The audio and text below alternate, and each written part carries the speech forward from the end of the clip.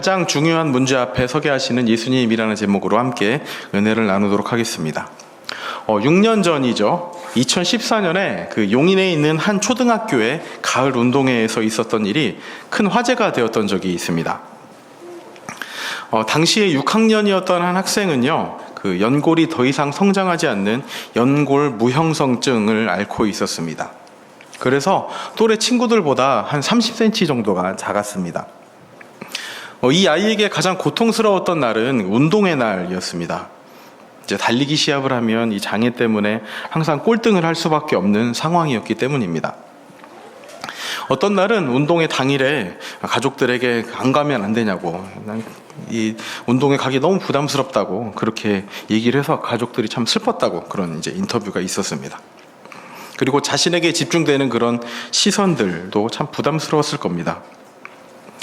이제 6학년이기에 이제 초등학교의 마지막 운동회 날이었습니다. 이날도 마찬가지였습니다. 이제 달리기 시합을 하는데 달리기 시합에서 같은 조의 다른 아이들은 이제 이 학생보다 당연히 앞서갔습니다. 그런데 아이들이 달리기를 하면서 계속 뒤를 돌아보더라는 겁니다. 그리고는 이제 결승점에 다다라서는 그 결승점을 통과하지 않고 이제 뒤쳐져서 오는 그 아이를 이제 기다렸다고 합니다. 그러더니 결국에는 결승점에 다 같이 손을 잡고 들어왔다고 합니다. 그 당시 사진 한번 보여주시겠어요? 네, 저 모습입니다. 저때 이제 저 친구가 왜 울었냐고 물어보니까 친구들이 너무 고마워서 눈물이 많이 났다라고 이야기를 했습니다. 그 친구들의 너무나 예쁜 마음에 운동회장은 감동의 울음바다가 되었다고 합니다. 그리고 우는 이 아이에게 친구들은 야, 우리 다 1등이야, 1등했어 라고 그렇게 서로 기뻐하며 말을 했다고 합니다. 이 친구들 덕분에 이 아이는 처음으로 1등 그 도장을 손등에 찍을 수가 있었습니다. 친구들의 도움 덕분에 생전 처음으로 1등 도장을 받아본 이 아이에게는 이 경험이 인생에 있어서 가장 감동적일 뿐만 아니라 잊혀지지 않는 경험이 되었을 겁니다. 이 아이의 아버지에게도 마찬가지였습니다. 아들에게 이 운동회를 회상하면서 그 4명의 아들이 더 생겨서 좋다라고 이야기를 했다고 합니다. 그리고는 이 세상에 이제 배고픔을 가진 사람들을 위해서 너의 일생을 바쳤으면 좋겠다라고 이제 아들에게 이런 이야기를 가장 많이 한다고 합니다. 좋은 친구들 덕분에 인생이 바뀐 거죠. 오늘 본문에 등장하는 주인공도 좋은 친구들 덕분에 인생이 바뀌었습니다. 완전 180도 전환됐습니다. 과연 어떤 일이 성경 본문의 주인공에게 있었는지 함께 나눠보도록 하겠습니다. 예수님에 대한 소문이 점점 늘어나서 이제는 어디 계시다 그런 소문만 들리기만 하면 그곳에는 사람들이 미어 터졌습니다. 이제 하루는 예수님이 집에 계시는데 이 또한 소문이 나자 그 집에 사람들이 몰려듭니다. 우리 1절과 2절 말씀 다시 한 번만 함께 읽어보도록 하겠습니다. 시작. 수일 후에 예수께서 다시 가버나움에 들어가시니 집에 계시다는 소문이 들린지라 많은 사람이 모여서 문 앞까지도 들어설 자리가 없게 되었는데 예수께서 그들에게 도를 말씀하시더니, 이 집은 아마도 지난주에 나눴던 1장에 등장하는 베드로의 집일 것으로 이제 예상을 하고 있습니다. 이 집에 사람들이 가득 들어섰습니다.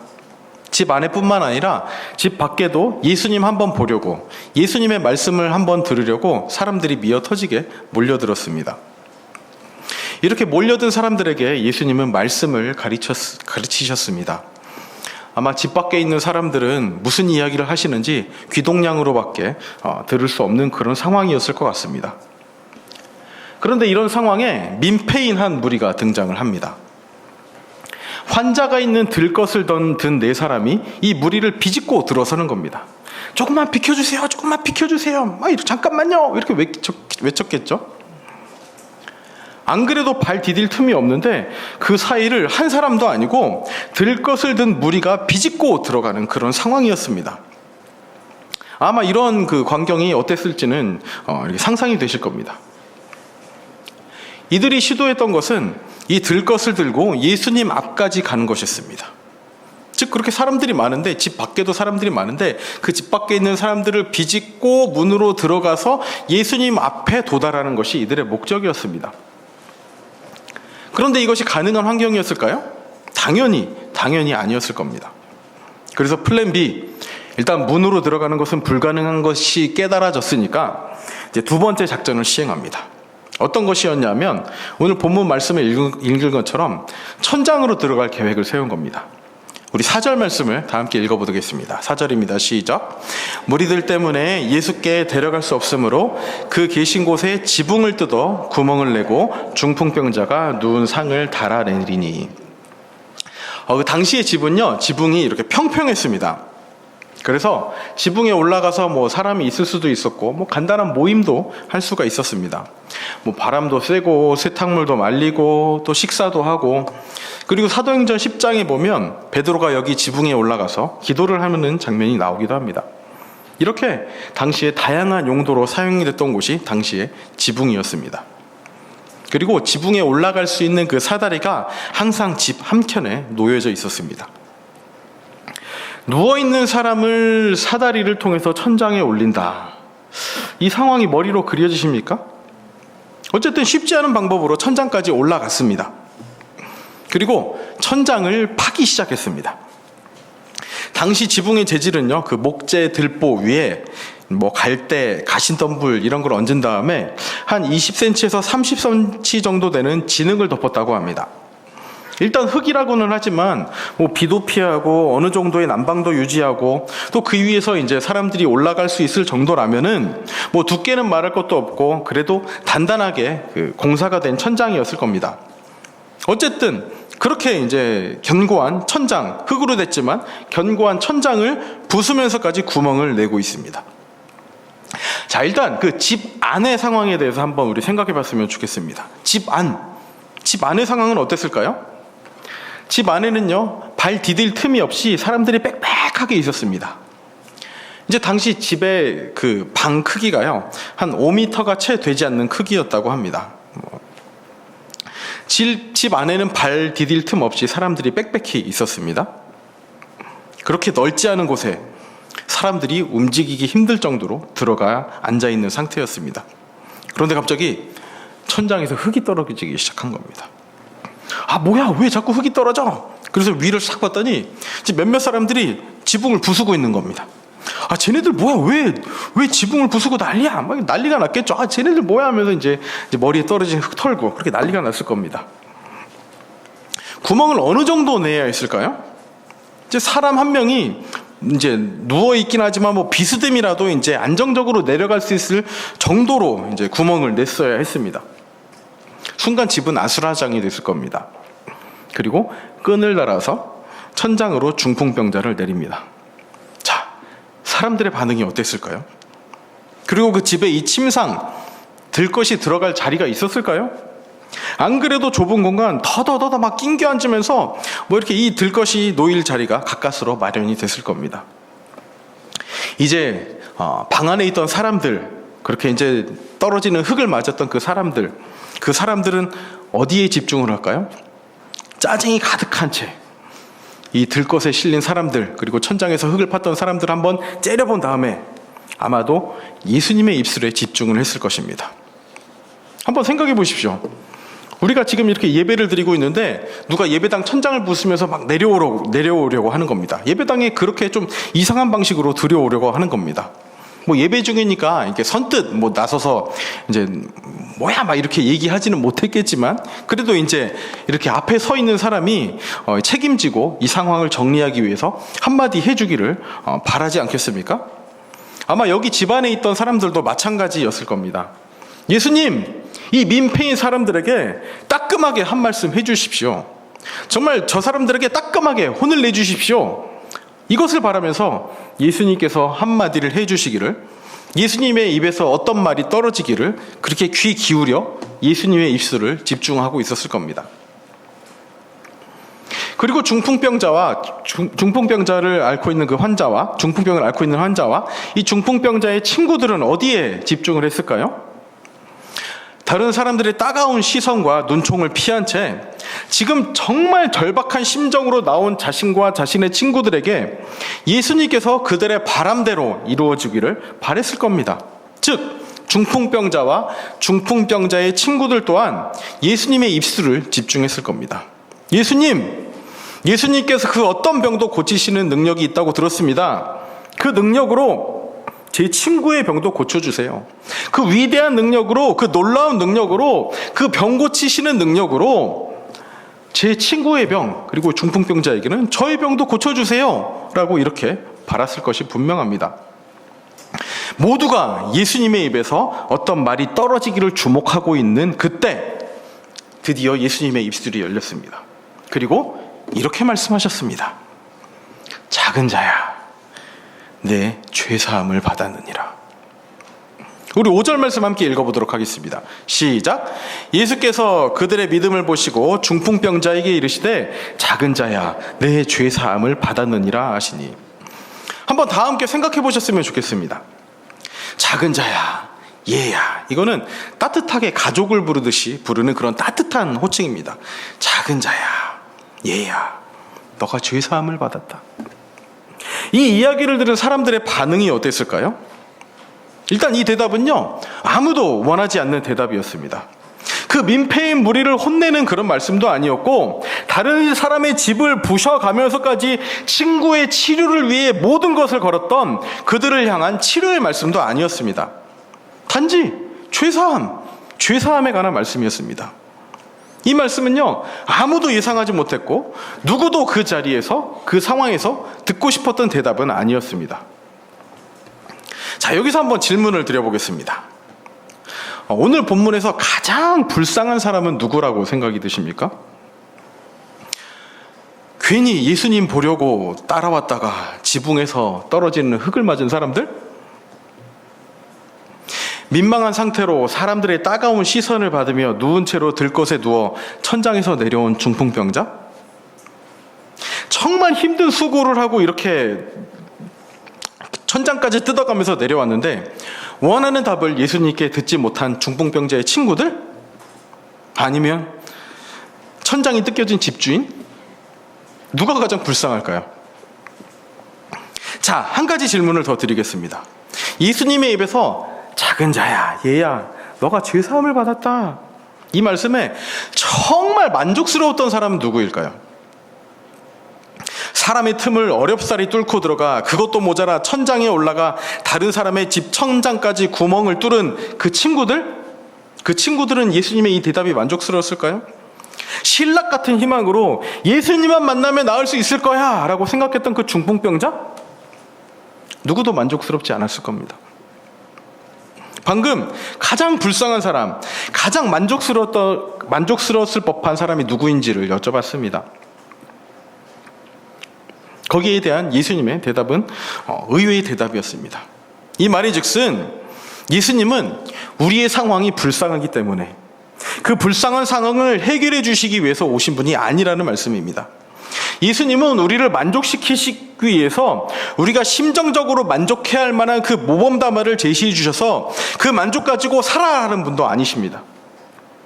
우리의 상황의 해결, 우리의 심정의 만족, 이런 것들이 아니라 우리에게 가장 중요하고 심각한 문제 앞에서 그 문제에 맞닥뜨리고 그 문제를 해결하도록 도우시는 분이십니다. 너가 죄사함을 받았다, 얘야, 너가 죄사함을 받았다, 이 말이 거기 있던 모든 사람들에게는 황당한 이야기로 들렸을지는 모르겠지만 예수님이 보시기에는 이 문제야말로 가장 중요한 문제다라고 말씀을 하고 계신 겁니다. 이어서 오늘 본문은요, 시선이 갑자기 이 안에 있던 다른 부류로 집중이 됩니다. 이 집안에는요, 예수님을 고운 눈으로가 아니라 예의주시하면서 감시의 눈으로 바라봤던 자들이 있었습니다. 바로 서기관들입니다. 대중적으로 그 종교적인 그런 인기가 높아지고 있는 이 예수라는 작자를 경계하기 위해서 서기관들이 예수님을 따라다니고 있었던 거죠. 이들에게 드디어 기회가 찾아왔습니다. 어떤 기회요? 예수님의 약점을 제대로 잡을 기회였습니다. 생각보다 이 기회가 빨리 찾아왔습니다. 이제 이 본문 이후에 3장 초반까지 계속 이제 이 서기관, 바리새인, 종교 지도자들이 예수님의 이런 기적을 일으키는 모습에 그런 딴지를 거는 그런 장면들이 계속 반복돼 나타납니다. 우리 7절 말씀 한번 읽어보도록 하겠습니다. 7절입니다. 시작.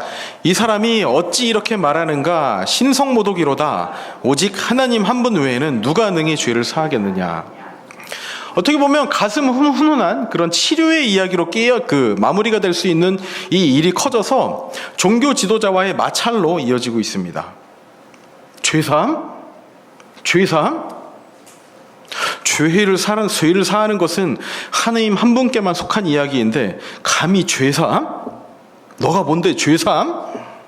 속으로 이런 생각을 하고 있었습니다. 당시 신성모독은요, 사형에 해당되는 그런 중범죄였습니다.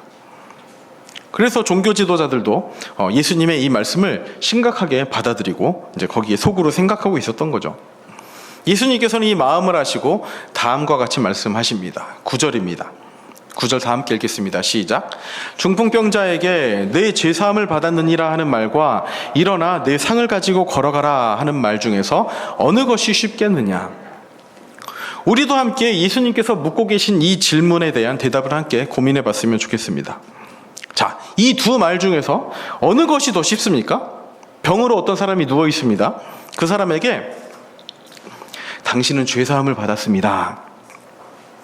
이 말이 쉬우십니까? 아니면 자, 일어나서 걸어가십시오. 못 걷는 사람에게 이제 걸어가십시오. 어느 말이 더 쉽게 느껴지십니까? 자, 죄를 사하여 준다는 것은 그 내면적인 변화이기 때문에 특별한 증명이 필요하지는 않습니다. 그러나 걷지 못하는 사람에게 일어나 걸어라 라고 하는 것은 증명이 필요한 것입니다. 진짜로 일어나서 걸어야 하는 거죠. 그러기에 일어나 걸어라 하는 말이 더 어려운 말처럼 들립니다. 일단 말로는, 우리가 이제 입술로 하는 말로는 우리 입장에서는 죄사함을 받았느니라 이 말이 더 쉬운 것처럼 들립니다. 자, 일단 예수님께서 이렇게 말씀하시는 의도가 무엇인가 하면 죄사함, 병고침 이 두 가지를 놓고 말로는 쉬운 이 죄사함을 증명하기 위해서, 더 쉬운 일을 증명하기 위해서 더 어려운 일을 행하셨습니다. 그것이 무엇입니까? 바로 병을 고치는 겁니다. 못 걷는 자에게 걷도록 하시는 그 기적을 행하신 겁니다. 11절 말씀입니다. 다 같이 읽어보겠습니다. 시작. 내가 내게 이르노니 일어나 내 상을 가지고 집으로 가라 하시니. 예수님께서는 이렇게 중풍병자의 병도 치료를 해주셨습니다. 그런데 한 번만 더 우리 조금만 더 깊이 생각해 봤으면 좋겠습니다. 이제 한 신학자는요, 이 구절 방금 이제 너가 죄사함을 받았다 하는 말과 일어나 내 상을 가지고 걸어가라 하는 말 중에서 어느 것이 쉽겠느냐, 이제 이 말에 대한 주석을 하면서 이렇게 주석을 달았습니다. 이 질문에 관한 글이 수없이 많이 쓰였건만 아직도 속 시원히 답을 내리기 힘들다. 무엇이 더 쉬운가? 답하기 어렵다. 즉, 이 말씀에 대한 정말 수많은 연구가 있었지만 사실 명확한 대답은 어느 것이 쉬운지 대답을 하기가 어렵다는 거죠. 아유, 목사님, 그래서 하시고 싶은 말씀이 무엇입니까? 뭐 이렇게 이제 질문하실 수도 있을 것 같아요. 방금 말씀드린 것처럼 우리의 눈에 나타나는 현상으로 보자면 죄사함을 받았다는 말이 훨씬 쉽습니다. 왜요? 증명이 필요 없죠. 뭐 그렇게 얘기하고 나서도 그냥 뒤돌아서면은 어떻게 되는지 모르는 거니까. 이제 증명이 필요 없으니까 이 말이 더 쉬운 것처럼 느껴집니다. 그렇지만 말로는 죄사함이 쉬운 것 같지만 사실은 죄사함이 더 어렵다는 의미 또한 함께 가지고 있습니다. 왜? 그냥 기적을 일으키는 사람이라면 누구나 상을 가지고 걸어가라 라고 말을 할 수 있기 때문입니다. 예를 들면 출애굽기의 10가지 재앙에서도 이제 모세가 이제 그 기적을 행하죠. 하나님의 능력으로 기적을 행하죠. 그렇지만 한편에서 어땠습니까? 그 애굽에 있는 주술사들도 그런 기적들을 똑같이 따라했습니다. 즉, 기적을 행하는 자들은 그 기적을 쉽게 행할 수 있다는 말씀입니다. 하지만 죄를 사했다는 것은, 죄를 사하겠다는 말은 세상의 구세주 하나님밖에 할 수 없는 이야기인 것입니다. 죄사함의 권세가 누구에게 속해 있는가 하는 문제, 그 문제에서는 당연히 죄사함의 문제가 가장 어려운 것입니다. 죄사함의 권세는요, 하나님만이 가능하신 일입니다. 말로는 쉽다고 이야기했던 이 죄사함의 권세와 본질은 오직 하나님께만 속해 있습니다. 비록 말로는 쉬울지 모르지만 하나님이 아니고서는 할 수 없는 이 일을 선포하시기 위해서 하나님께서는 그 중풍병자의 병도 말끔히 치유를 하고 계신 겁니다. 복잡하죠? 어렵죠? 네. 자, 그렇다면 이 말씀을 통해서 우리는 어떤 깨달음을 얻을 수 있을까요? 우리 첫 번째는 종교 지도자들의 모습을 통해서 한 가지를 생각해 볼 수 있습니다.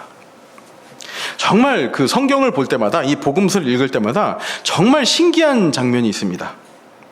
이 기적의 현장, 치유의 현장에는 당시에 종교 지도자들도 항상 같이 등장을 하고 있습니다.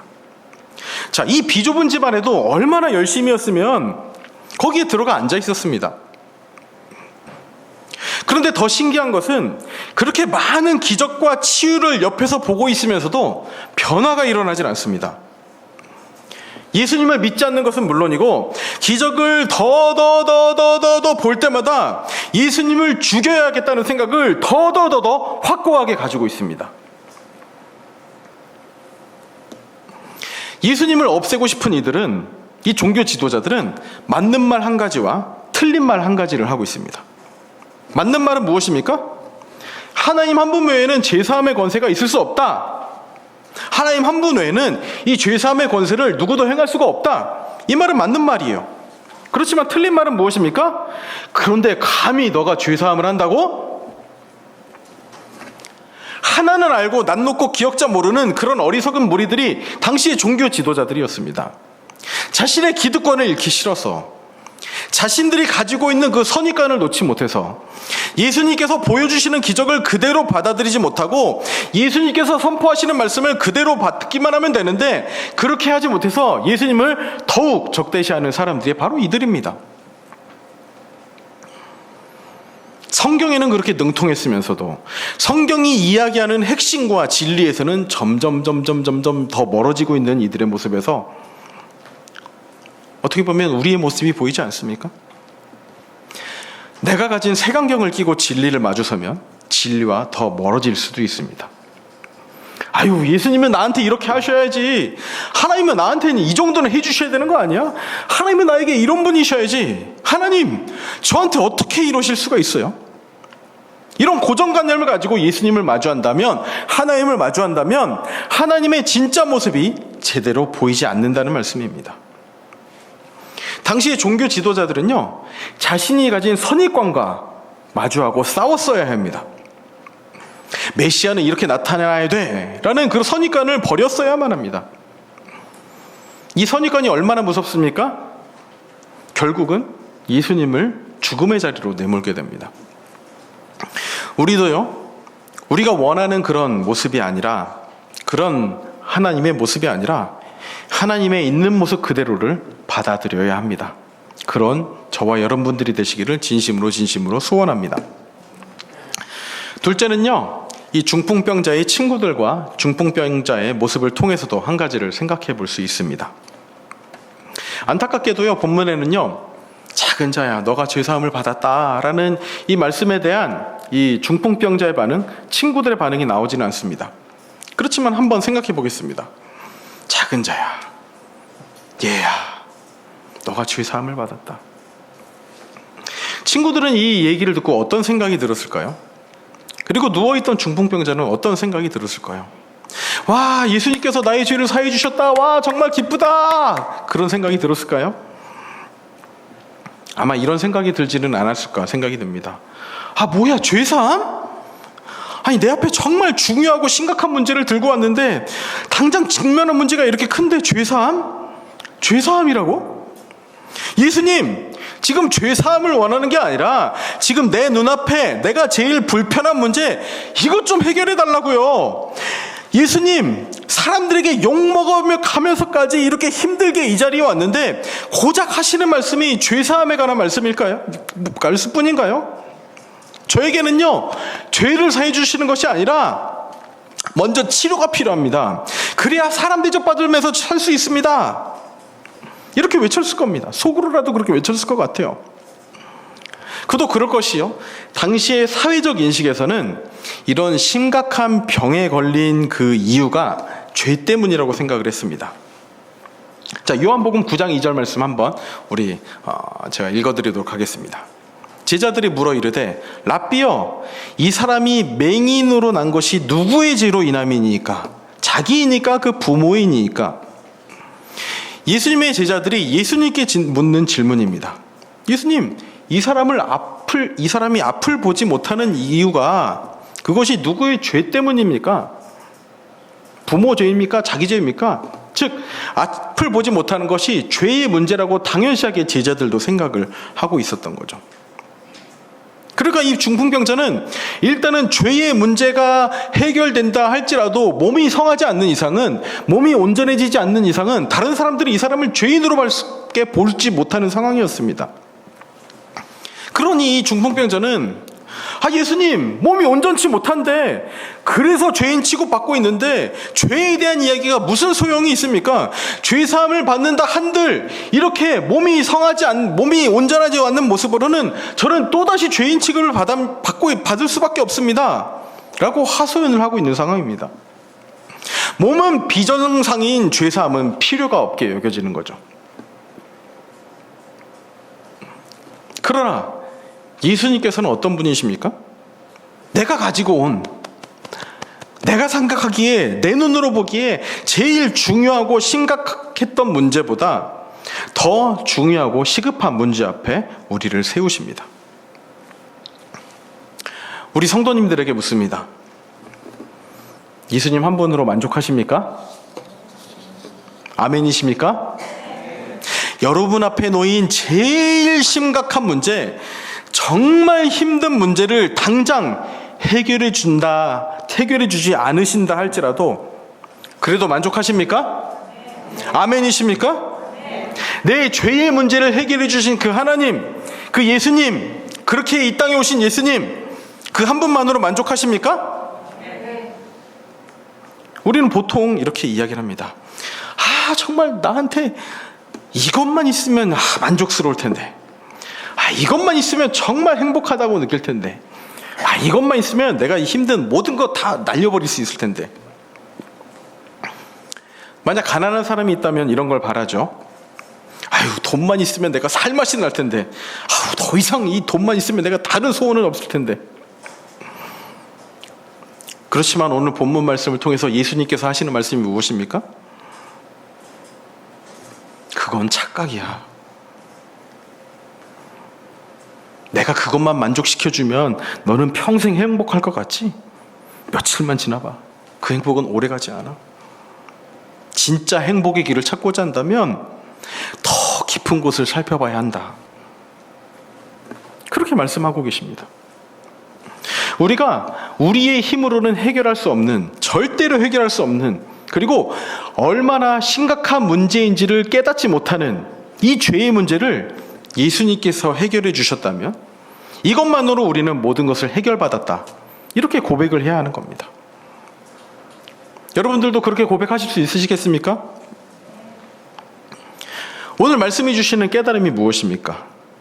내 눈에는 내 앞에 직면한 문제가 가장 크고 예수님께서 이것 해결해 주시지 않으시면 예수님은 정말 나에게 아무 의미가 없는 분이다, 이런 생각이 들 때 예수님께서 우리에게 더욱 선명하게 보여주시는 것은 너의 눈에는 지금 그 문제를 해결해 주지 않으면 당장 죽을 것 같다고 생각되지만 해결하지 못하면 정말 죽을 수밖에 없는 그 심각한 문제, 그 문제를 내가 해결해 주었다, 이렇게 말씀하고 계신 겁니다.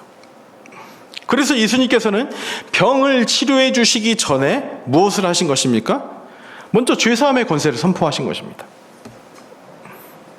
예수님은 어떤 분이십니까? 여러분들에게 예수님은 어떤 분이십니까? 나보다 나를 더 잘 아시는 예수님께서, 그분께서 내가 지금 생각하는 제일 심각한 문제보다 더 심각하고 더 중요한 문제를 먼저 해결해 주시기에 오신 분이심을 확신하시기 바랍니다. 예수님은요, 이 죄의 문제를 언급하지 않으시고 그냥 중풍병자의 몸을 치료하실 수 있는 분이셨습니다.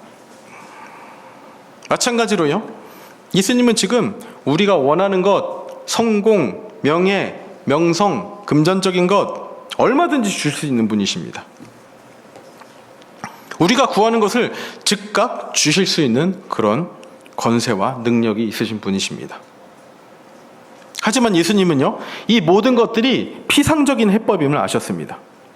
침상 위에 누워있는 중풍병자든 여기 있는 우리 한 사람 한 사람에게든 우리에게는 단지 소원을 들어줄 그럴 분이 필요한 것이 아닙니다. 그보다 더 깊이 들어갈 수 있는 그런 한 분이 필요한 것입니다. 자, 죄사함을 받았다는 의미가 무엇입니까? 자, 우리가 누군가를 용서한다고 할 때 나는 그 사람을 용서할 거야. 그 사람에게 더 이상 그 사람이 나에게 잘못했던 그 잘못을 묻지 않을 거야. 그 사람의 죄를 용서해 줄 거야 라고 이야기할 수 있는 이유가 무엇입니까? 나에게 죄를 지었기 때문입니다. 즉 예수님께서 너는 죄사함을 받았다 라고 말씀하시는 의미가 무엇입니까? 중풍병자가 예수님께 죄를 지었다는 말씀입니다. 그런 의미입니다. 즉 예수님은 하나님으로서 하나님 앞에 설 수 없는 죄인인 중풍병자에게 지금 하나님 앞에 설 수 있도록 중풍병자의 죄의 문제를 해결해 주신 것입니다. 이것이 예수님이 보시기에 정말 심각하고 정말 중요한 문제였습니다. 그리고 이 문제는요, 중풍병자에게 뿐만이 아니라 우리 모두에게도 해당되는 이야기입니다. 우리 모두는 하나님 앞에서 죄인입니다. 하나님 앞에 설 수 없는 하나님께 죄를 지은 죄인입니다. 그 죄를 하나님께서 해결해 주시고 그것을 위해서 예수님께서 이 땅에 오신 것입니다. 말씀을 마무리하도록 하겠습니다. 설교 초반에 그 연골 무형성증을 앓고 있는 한 아이에 대한 이야기를 드렸습니다. 이 아이는 친구들 덕분에 삶의 전환점이 될 만한 큰 경험을 했습니다. 친구에게 가장 필요한 것을 채워주기 위한 그 다른 친구들의 몸부림 때문이었죠. 오늘 본문에 나온 중풍병자도 마찬가지입니다. 4명의 친구는 중풍병자 한 사람을 위해서 값진 희생을 합니다. 중풍병에 걸린 친구의 치료를 위해서 그 치료는 오직 예수님께만 가야지 치료를 받을 수 있다는 그 한 가지 믿음으로 예수님께 나아옵니다. 그리고 예수님께서는요, 그들의 믿음을 보시고 중풍병자에게 죄사함을 선포하십니다. 이들의 믿음은 한 가지였습니다. 예수님께만 가면 해결을 받을 수 있다. 예수님께만 가면 치료를 받을 수 있다. 이렇게 절박한 심정으로 예수님께 매달렸습니다. 어느 정도로 절박했습니까? 다른 사람의 지붕을 부수고 들어갈 정도로 일생일대의 전환점을 맞이하도록 그렇게 정말 심각한 절박한 문제를 가지고 나아갔습니다. 이런 일생일대의 전환점은 누군가를 예수님께 데리고 갈 때만 경험할 수 있습니다. 그리고 내가 예수님을 만나야지만 경험할 수 있습니다. 그리고 예수님께서 가장 중요하게 생각하시는 그 문제 앞에 서야만 하는 것입니다. 예수님을 만나도 내가 가지고 있는 문제에만 머물러 있다면 예수님을 진심으로 만난 것이 아닙니다. 예수님께서 가장 중요하게 생각하시는 그 죄의 문제 앞에 우리는 서야 하는 것입니다. 중풍병자는요, 작은 자야 라고 부르시는 그런 따뜻한 예수님을 만납니다. 누구보다 더 가까운 친밀함으로 중풍병자를 부르시며 그 중풍병자가 생각했던 것보다 더 중요한 문제 앞에 직면하도록 하십니다. 오늘날 우리에게도 마찬가지입니다. 예수님은요, 우리의 가장 중요한 문제 앞에 서게 하십니다. 우리는 그 예수님 앞에 2가지 고백을 드릴 수 있어야 합니다. 우리 한번 따라해 보시기 바랍니다. 자, 첫째, 우리 따라해 봅시다. 나는 내가 생각했던 것보다 훨씬 더 심각한 죄인이다. 한 번 더요. 나는 내가 생각했던 것보다 훨씬 더 심각한 죄인이다. 이 고백을 드려야 합니다. 동시에 둘째, 나는 내가 생각했던 것보다 더 큰 사랑과 용서를 받았다. 한 번 더요. 나는 내가 생각했던 것보다 더 큰 사랑과 용서를 받았다. 우리도 그렇습니다. 그냥 나는 예수님 단지 나에게 이 문제만 해결해 주시면 됩니다 라고 얘기하지만, 예수님께서는 우리가 더 정말 심각한 죄인임을 우리가 깨닫게 하십니다. 그리고 죄의 문제는 하나님만이 해결하실 수 있는 그 문제의 이름을 알려주시면서 우리가 정말 큰 사랑과 용서를 받았다는 것을 깨닫게 해주십니다.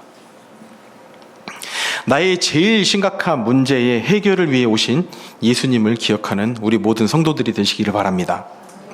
도저히 내 힘, 내 능력으로는 감당할 수 없는 그 문제를 해결해 주시기 위해 오신 그분이 바로 예수님임을 마음에 새기는 우리 모든 성도님들이 되시기를 간절히 바랍니다.